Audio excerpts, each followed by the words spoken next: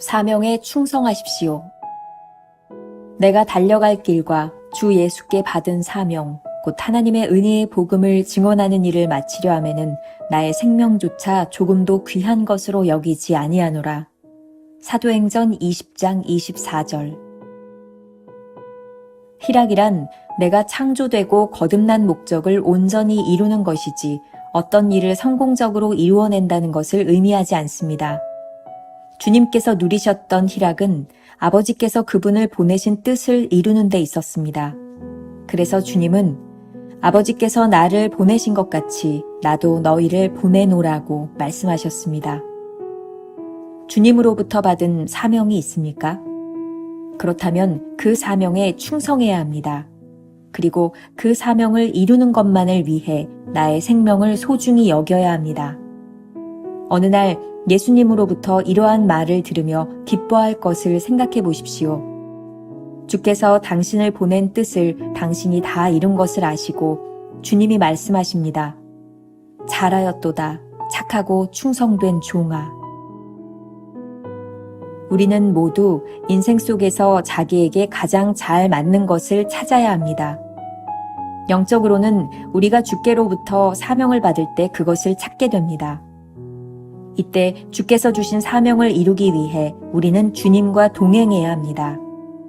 주님을 개인의 구주로만 아는 단계를 넘어서야 합니다. 우리도 주님께서 바울에 관해 그가 내 이름을 위하여 얼마나 고난을 받아야 할 것을 내가 그에게 보이리라고 하신 말씀을 감당할 수 있어야 합니다. 네가 나를 사랑하느냐? 그렇다면 나의 양을 먹이라. 우리에게는 주님을 섬김에 있어서 선택이 없습니다. 오직 주님이 맡기신 사명에 절대적으로 충성하는 것 외에는 없습니다. 당신이 하나님과 가장 가까운 관계에 있을 때 주님이 주신 사명에 충성하십시오. 만일 주 예수님께로부터 사명을 받았다면 당신은 더 이상의 소명이 필요하지 않습니다. 이제는 오직 사명을 이룰 기회가 필요한 것입니다. 이후로 당신에게는 주님과 진정한 친분이 있었을 때 받은 그 사역에 충성하는 것이 주님의 부르심입니다. 이 말은 당신만을 위해 구별된 섬김이 따로 확보되어 있다는 뜻이 아니라 당신에게 주어진 사명을 확인한 이후에는 그 사명과 무관한 다른 섬김의 요구를 무시해야 한다는 뜻입니다. 첫 번째, 기쁨의 정체. 오늘 묵상글 첫 부분에 희락이라는 말이 있습니다. 챔버스는 기쁨과 사명의 관계를 이렇게 이야기하고 있습니다. 제가 기쁨으로 바꾸어서 좀 읽어드릴게요. 기쁨이란 내가 창조되고 거듭난 목적을 온전히 이루는 것이지 어떤 일을 성공적으로 이루어낸다는 것을 의미하지 않습니다. 주님께서 누리셨던 기쁨은 아버지께서 그분을 보내신 뜻을 이루는 데 있었습니다. 예수님께서 누리셨던 기쁨이 아버지께서 보내신 사명을 이루는 데 있었다면 우리의 기쁨 역시 주님이 주신 사명을 감당하는 데 있어야 하지 않겠습니까?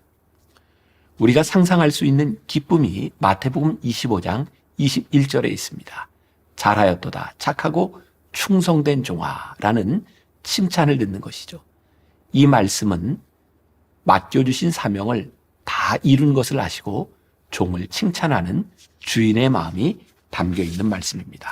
충성된 종이 되기 위해서는 자신에게 가장 알맞는 사명을 찾아야 합니다. 자, 모든 사람들에게 주어진 사명이 있습니다. 그리고 그 사명을 이루는데 어떤 사역이 그 사람에게 적절한지를 아는 것이 중요하다는 말입니다. 챔버스는 영적으로 주님께 받는 사역이야말로 우리에게 가장 잘 맞는 것이라고 말합니다. 이 말은 우리가 얼마든지 육적인 동기 혹은 우리의 육적인 재능을 가지고 이것이 나의 사역입니다 라고 말할 수 있다는 것이죠. 주님께서 우리에게 주시는 영적인 사역이 나에게 가장 잘 맞는 것이라는 확신이 들 때 그 사역을 통해 우리에게 주신 사명을 이루기 위해 우리는 주님과 동행해야 합니다. 우리가 주님의 사역을 감당하는 사람이 된다는 것은 단순히 주님을 개인적인 구주로 하는 단계를 뛰어넘는 것입니다. 사도행전 9장 16절에 그가 내 이름을 위하여 얼마나 고난을 받아야 할 것을 내가 그에게 보이리라. 주님이 바울에게 말씀하시는 구절이 있습니다. 이 말씀을 들은 사도 바울이 주님을 위해 기꺼이 고난을 받았던 것처럼 우리도 이 말씀을 감당할 수 있어야 사역자가 되는 것입니다. 이때 우리에게 참 기쁨이 찾아옵니다. 주신 사역을 감당할 때 오는 만족감이 진정한 기쁨입니다. 두 번째, 사명은 선택이 아니다. 주님이 베드로에게 사명을 주실 때 내 양을 먹이라고 하셨습니다. 그때 주님은 베드로에게 선택권을 주신 것이 아닙니다. 이러한 명령에 대하여 베드로가 오로지 할 수 있는 것은 절대적인 충성뿐입니다. 챔버스의 글인데 제가 조금 의역을 해서 읽어드립니다. 당신이 하나님과 가장 가까운 관계에 있을 때 주님이 주신 사역에 충성하십시오. 만일 주님께 받은 사역이 있다면 당신에게는 더 이상의 소명이 필요하지 않습니다. 이제는 오직 사역을 감당할 기회만이 주어졌을 뿐입니다. 베드로가 예수님을 가장 긴밀하게 사랑의 관계 속에서 만났을 때 양을 치라는 사역을 맡겨주셨습니다.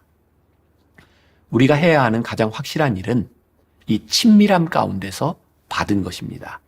이 일에 충성하는 것이 부르심에 합당한 삶을 사는 것입니다.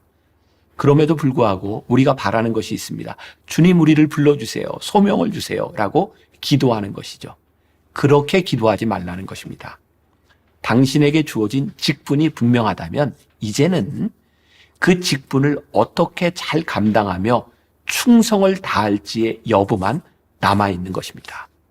이 말은 당신에게 주어진 사역이 당신만을 위해 구별된 섬김의 영역으로 마련되었다는 의미가 아니라 이제부터 주어진 사역과 무관한 일들을 신경 쓰지 않도록 해야 한다는 것입니다.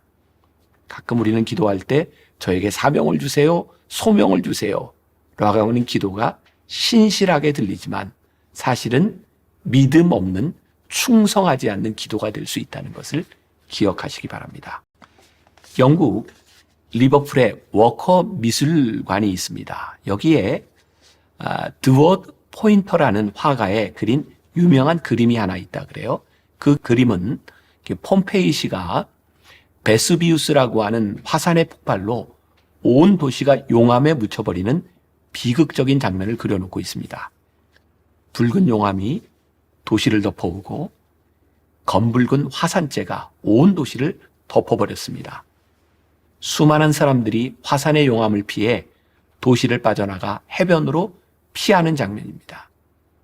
그런데 그 혼란 속에 성문을 묵묵히 지키는 사람이 하나 있습니다. 그는 뜨거운 용암이 몰려오고 화산재가 우박처럼 쏟아지고 있는 최악의 상황에서도 자신의 사명을 다하고자 성문을 지키고 있는 그런 그림입니다. 이 작품의 제목은 충성입니다. 충성은 죽음 앞에서도 자신의 책임을 잃어버리지 않고 최선을 다하여 감당하는 것입니다. 다시 말해 죽음을 이기는 사명감이 바로 충성입니다. 제가 가끔 하는 말인데 죽어도 좋다. 자기 인생을 포기한 데서 오는 말이 아니라 내가 이렇게 살다 죽어도 좋다. 이 말처럼 충성스러운 말이 어디 있을까요?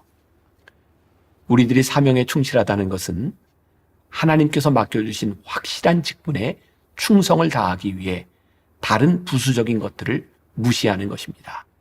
그리고 이렇게 사명을 이루어가는 우리들에게 주시는 참 기쁨을 소유하는 것입니다. 소명과 사명 그리고 사역을 우리들이 혼동할 때가 많은데 소명은 하나님의 부르심, 즉 컬링을 이야기하는 것이고 사명은 하나님께서 우리들에게 맡기신 일, 미션을 말하는 것이고 사역은 사명을 이루기 위해 우리들에게 주신 직책, 직분, 즉 미니스트리를 말하는 것이다.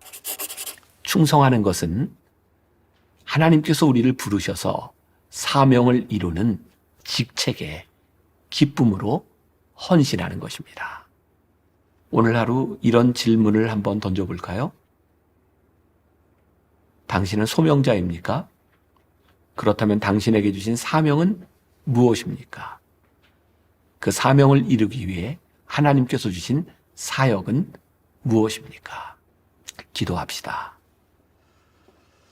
하나님께서는 우리들 각자에게 참 귀한 직책을, 사역을 맡겨주셨습니다. 그럼에도 불구하고 우리는 하나님 앞에, 하나님, 저의 사명이 무엇인가요? 소명이 무엇인가요? 그렇게 앉아서 기도만 하고 있는 불신앙의 사람은 아닌가요? 우리들에게 주어진 사역이 분명하다면 그 사역을 감당하는 것이야말로 우리에게 주신 소명을 이루는 힘을 깨닫게 하여 주셔서 오늘 이렇게 기도하게 하여 주옵소서. 주님, 우리들에게 이 귀한 직책을 맡겨주셨사오니 감당케 하여 주옵소서. 이 일들을 통하여 하나님의 영광이 드러나게 하여 주옵소서. 예수님의 이름으로 기도합니다. 아멘.